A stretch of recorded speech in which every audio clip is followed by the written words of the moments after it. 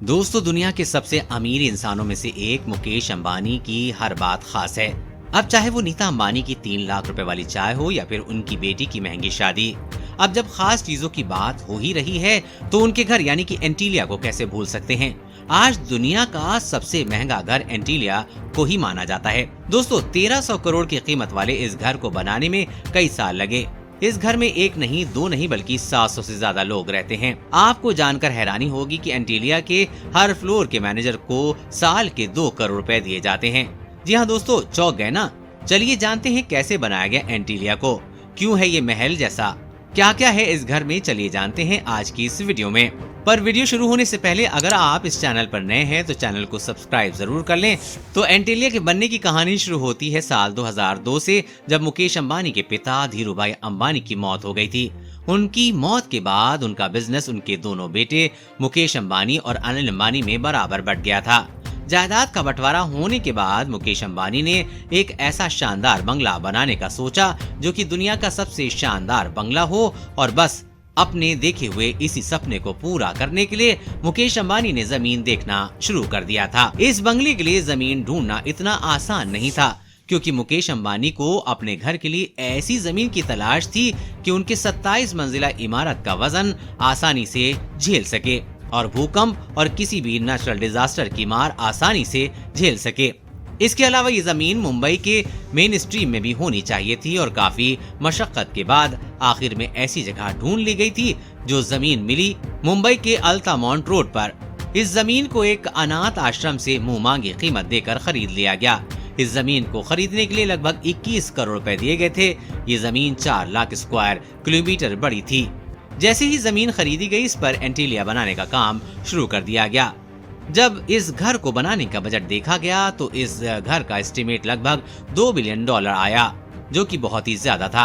इतना एस्टिमेट सुनकर तो एक बार तो मुकेश अंबानी भी चौंक गए थे, और आज तक किसी भी बिजनेसमैन ने घर बनाने में इतनी बड़ी रकम नहीं लगाई थी।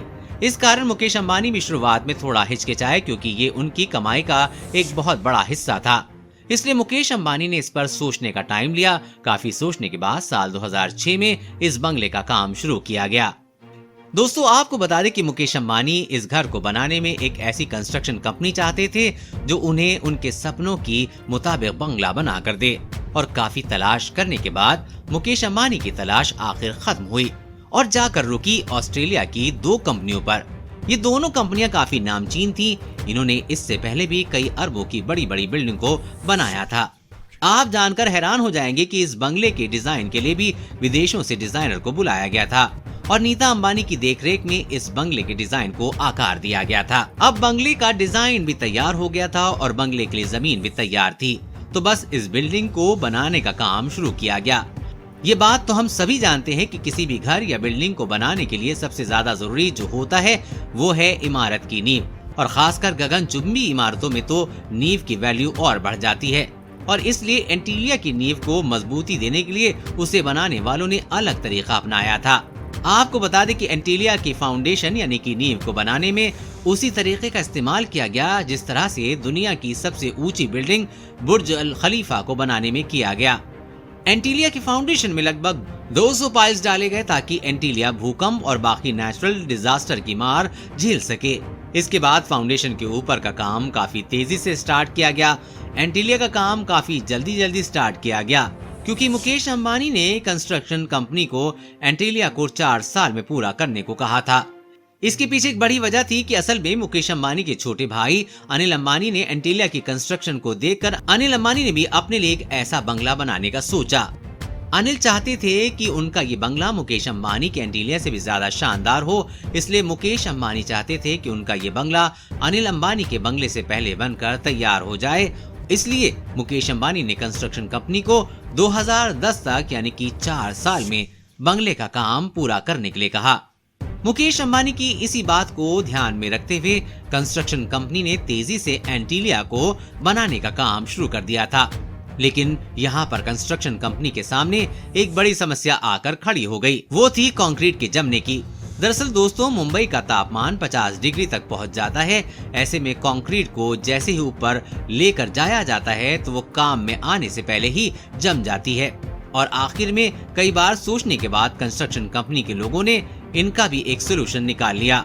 फिर कंक्रीट को बनाने का काम रात में शुरू हुआ और फिर वापस से एंटीलिया को बनाने का काम तेजी से शुरू हुआ और अंत में साल 2010 में मुकेश अंबानी के सपनों का महल पूरी तरह से बनकर तैयार हो गया। आखिरी साल 2010 में $2 बिलियन में बनी ये 27 मंजिला इमारत बनकर तैयार हो गई। लेकिन आपको जानकर हैरानी होगी कि मुकेश अंबानी जिस घर का बनने का सालों से इंतजार कर रहे थे, उस घर में वो उस साल नहीं रह पाए। दरअसल अंबानी फैमिली ग्रह नक्षत्रों और ज्योतिष शास्त्रों में बहुत मानती है, इसलिए मुकेश अंबानी ने इस घर में प्रवेश करने से पहले बहुत सारे पंडितों से पूछा और तब सब पंडितों ने उन्हें यही कहा कि साल 2012 में एंटीलिया में उनका प्रवेश करना सही रहेगा और इसलिए अंबानी ने 2010 में एंट्री न लेकर साल 2012 में ही घर में प्रवेश किया। साल 2012 में मुकेश अंबानी ने धूमधाम से गृह प्रवेश किया और 50 पंडितों को बुलाकर भव्य रूप से पूजा भी करवाई। दोस्तों, अभी तक हमने बात की कि एंटीलिया कैसे बनकर तैयार हुआ। अब हम आपको बताते हैं कि इस एंटीलिया में क्या क्या सुविधाएं मौजूद हैं। कहने को तो ये मुकेश अंबानी का पर्सनल घर है, पर इसमें रिलायंस इंडस्ट्रीज के अध्यक्ष मुकेश अंबानी के साथ साथ उनके 600 कर्मचारी और रहते हैं। वैसे तो इसमें कोई ताज्जुब वाली बात नहीं है कि इस बंगले में हर तरह की सुविधा होगी। साथ ही साथ ये घर मॉडर्न सुविधाओं से भी लैस है।